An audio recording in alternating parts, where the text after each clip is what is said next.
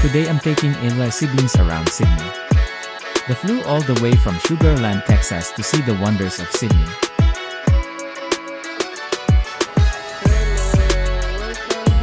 The last time the Way brother was here was like more than 30 years ago, and it's our sister's first time to travel this far.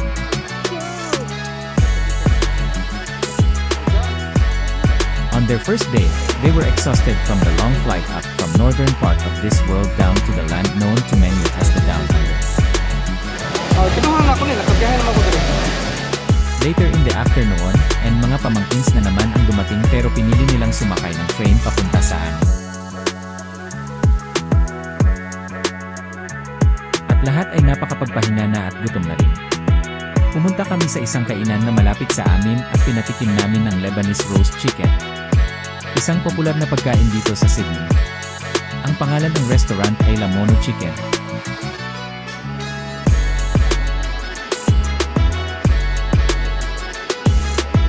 Your dad, Chris and Gwen.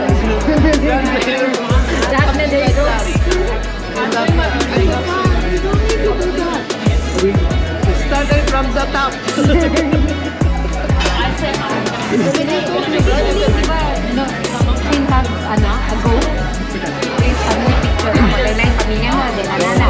I know you are.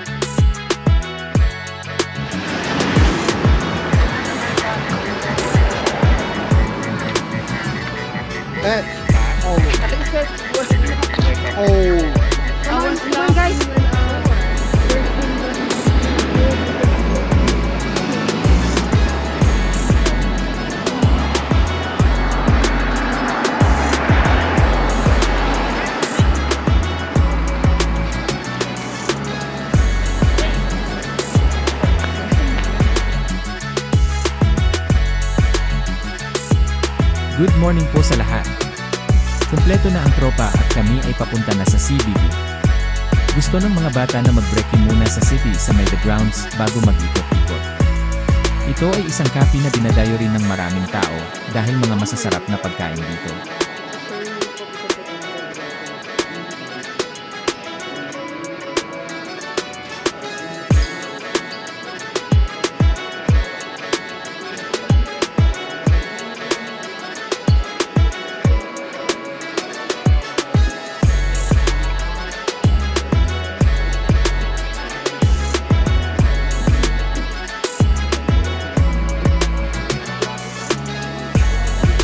At ang gustong-gusto ko rito ay ang kanilang cappuccino coffee.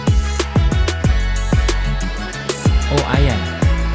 Busog na at kailangan ng maglakad-lakad ng 10,000 steps para pampatunaw sa mga calories na nalamon namin ngayong umaga. Samahan niyo kami sa aming Soroy-Soroy episode sa Sydney. Bahala na si Batman kung hanggang saan kami aabutan ng paahon. Tara na! Explore the central business district of Sydney. I'm happy to see my siblings enjoying the sights and sounds of the hustles and bustles of the city. Though they are not used to do a lot of walking in the States, but here in Sydney, the best way to discover interesting new things as tourists is to go by foot. Good. Australia's good. George Street is the main thoroughfare in Sydney CBD. Starting from Railway Square in Chinatown all the way up to the Rocks. Just recently, the street is transformed into a pedestrian-friendly boulevard which is shared by light rail transport, motor vehicles, and people through its extensive walking areas connecting the Circular Quay, Town Hall, and Chinatown.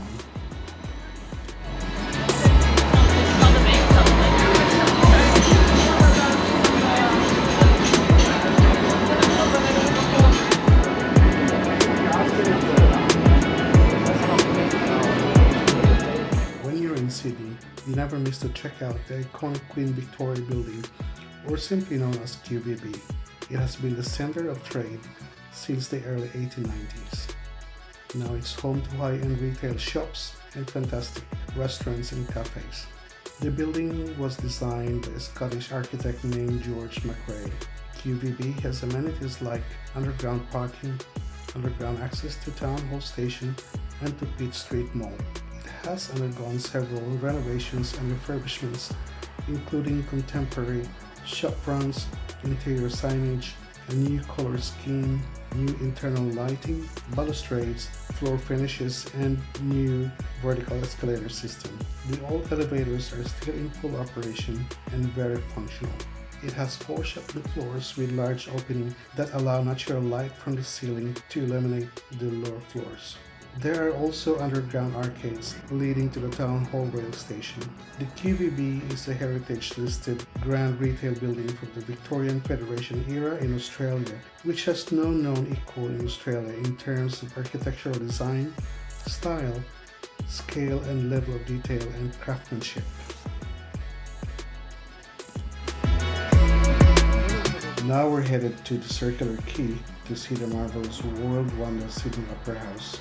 Why World Wonder? Because from conception, the building tested the limits of engineering, construction, and design. You haven't been to Australia if you haven't been to the Sydney Opera House. It's just like going to the USA without seeing the Statue of Liberty in the flesh. We savored the wonderful views of the harbour, the magnificent Sydney Harbour Bridge backdrop, and the breezy coastal northerly winds of the harbour. A bonus to this visit was we get to see the elegant Queen Mary II cruise ship docked at the Sydney International Port.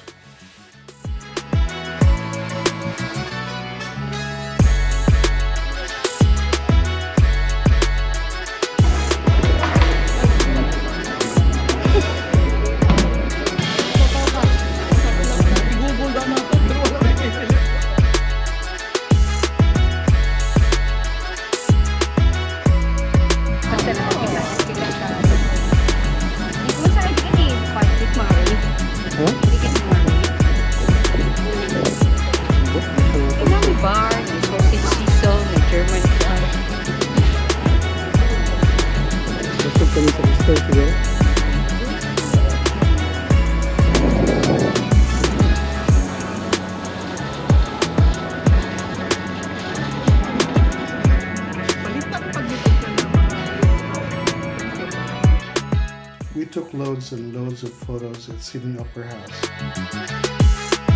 Then we decided to explore the Sydney Harbour and head to the Cockatoo Island. On the way, we experienced a close glimpse of the Sydney Harbour Bridge as our ferry cut through the blue waters of Sydney under it. When we arrived at the Cockatoo Island, we to the cafe to enjoy a light afternoon snack, a cold lemon lime bitter, brown coffee afterwards. The next thing we knew, we forgot to go around the island to check this beautiful island museum. We rushed back to the jetty to catch our ferry back to Sydney, and we disembarked at Barangaroo to go to Martin Place.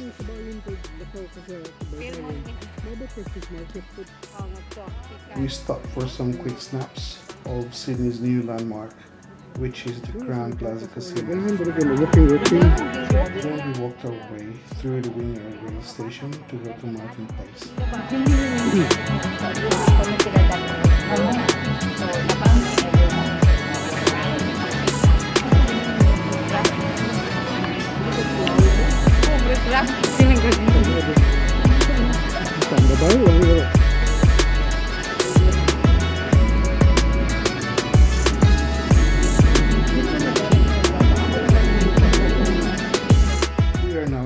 Place. I took them to the world feature where the fight scene in the movie Matrix was filmed. Martin Place was also the film location of the superhero movie Superman Returns, where they turned this place into New York City.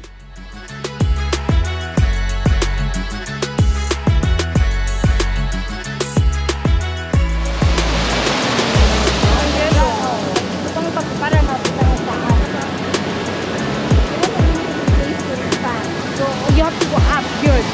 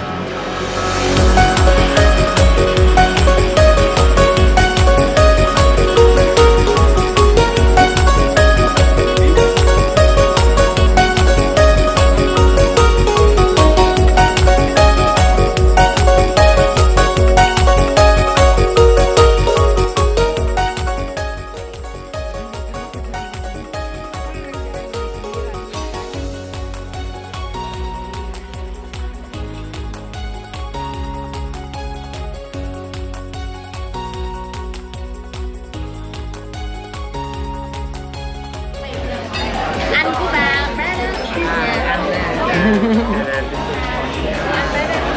this is these are the kids.